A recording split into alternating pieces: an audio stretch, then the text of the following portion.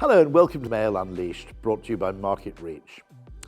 It's a series of interviews where we talk to some of the world's leading CMOs, that's Chief Marketing Officers for the uninitiated, in particular about their attitudes, changing and otherwise, towards the direct mail medium, and also talking about 2 or 3 pieces of mail which have, in a kind of desert island discs way, had a kind of magical effect on their both commercial lives or indeed possibly their personal lives. And this week I'm joined by Lis Blair, that's Liz with an S. It's a common lesson in marketing that spelling your name in a slightly unconventional manner always aids distinctiveness and differentiation. Liz is the current Group Chief Marketing Officer at MoneySuperMarket. Before that, she read Natural Sciences at Cambridge, therefore bearing out my assumption that actually direct mail has a particular appeal to creative people who are a little bit nerdy, which is probably fair. I'd say this of myself as well, by the way, in that, there is that undercurrent of science to direct mail, whereas mainstream advertising sometimes seems to be entirely in the grip of kind of fashions. The great thing about direct mail is it does build on a body of pre-existing knowledge and experience. And then I think Liz has variously worked at, let me get this right, EasyJet, Audi, Bulb, and I've missed one, haven't I? Rapier, of course. Yes. So you've been agency side and client side, and you've also worked in quite a mixture of different disciplines, all of which, for possibly different reasons, have a particular reason to love direct mail. When did you first come across this? When you left university, you've got a science degree, marketing may not seem the natural first step.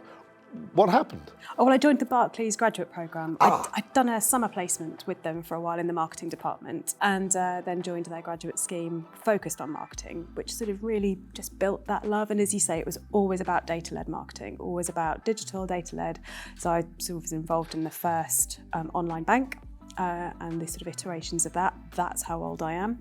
But also a lot around direct mail and having to be ruthlessly efficient with your spend and targeting to get the right message to the right customer at the right time. So that sort of thinking, the direct mail thinking, I agree with you, that's been super important in the applications that I've made to digital marketing as well. I think some of those disciplines have been lost as things have become really cheap to send.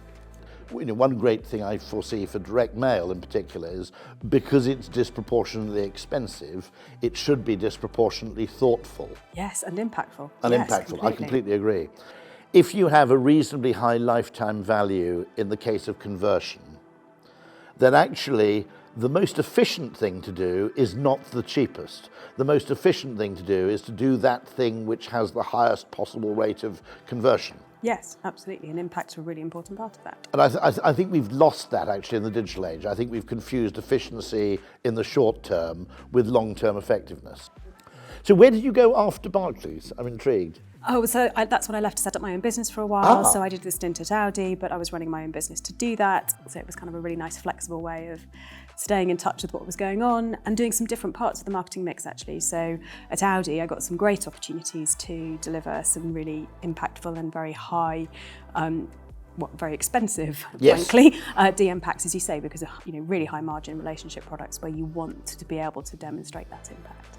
What was the first piece you'd like to choose as a piece that kind of opened your eyes to what direct mail can be at its very best?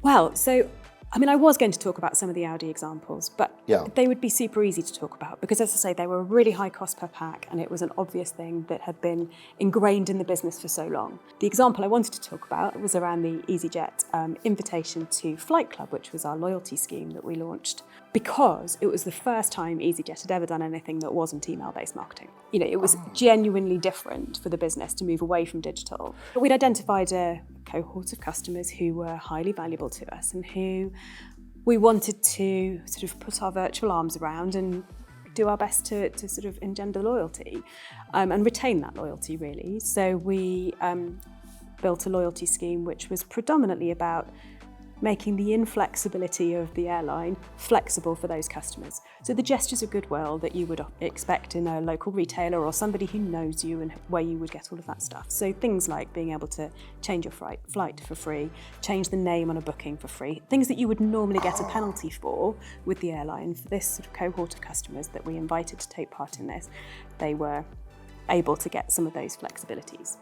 And to invite them, we wanted to do something impactful, personalised, beautiful, that was going to give impact, that was going to make them sit up and realise that they were special. And so we designed a direct mail pack, as I say, for the first time for EasyJet, which was super important. It was signed by Carolyn at the time. It was laser cut with beautiful paperweight and, black envelope with orange cut out. It was absolutely where I think we got the sweet spot right of perfect quality, impact, but not so expensive that I couldn't get it signed off. But it did absolutely have the impact that we hoped for in terms of just being different. It thumped on the doormat, it made people read it, it made people open it. And there was no charge for joining the programme. They were actually auto-enrolled in the programme. And so how did you measure, in an organisation like that, how did you measure the payback? Over time, presumably? Yes, so we ran it as a pilot to start with to understand the sort of behavioural change that it would engender. And I was really keen that it wasn't just about the commercial terms, it was also about satisfaction, about engagement, about sort of some of the research-based elements of that, so that we were understanding that the brand impact as well as the commercial impact. And it did everything we wanted it to do. So you actually measured it both in emotional terms as well as transactional terms. Absolutely. And my guess is it was a huge success. Yes, it drove all the behaviours that we hoped it would in terms of the sort of retention, and actually deepened into customers' wallets in ways that we perhaps hadn't expected. And as I say, then the halo effect of customers. What you actually noticed a greater frequency of travel and a greater... And these were already high-frequency travellers, so we didn't necessarily expect to get more of that. You just didn't want to lose them, and actually you found this had an uptick on actual frequency. Yes, absolutely. So these were often sort of weekly travellers who were weekly commuting from, say, Edinburgh to Luton or London to Geneva. But actually we saw them start to book other things with EasyJet that perhaps they wouldn't have booked before. So it was possibly business travel carrying over into personal travel. Absolutely. Which is really interesting. Now, I mean, by the way, that is a brilliant piece of psychology, which is that people would always say, I want to be treated well. But actually, deep down, we want to be treated better than everybody else, don't we? Yes. I mean, the Audi packs, you said you obviously love those, but you said it's slightly cheating because they had a huge budget. Actually, compared to a car purchase, okay, I think there are some cars where effectively, if you buy the car from new, you're paying sort of £800 towards the advertising of that car. So actually a fairly high impact direct mail piece that costs £1 or two that's pretty successful isn't really all that egregious in terms of how much it adds to the cost. So it's always worth framing these things, I think. But you said that was cheating because you thought they were high budget packs. What's the other piece you'd like to choose to talk about? Oh, so it was the Miscarriage Association, the cards that were generated by McCann, so MRM. For me, it was a really brave way of tackling something that people just don't talk about and making it really easy to put words in people's hands, and a beautiful way of allowing people to reach out. So it's something I've personally experienced, and so I know how difficult it is for others to work out how to face into it, to acknowledge. Who was the target audience? So it was for friends and family of people who'd lost a baby, and who didn't know how to, of course, don't know what to say. Yeah, which is the thing that people really struggle with the most. But to raise awareness for Miscarriage Association also, so rather than just sort of targeting, or it's really difficult to target people directly for that sort of a matter.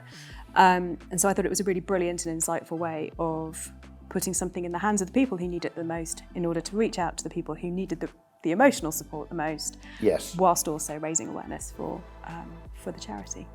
For me, it was just a thoughtful, provocative and sort of clever work, and that ticked all of those boxes for me.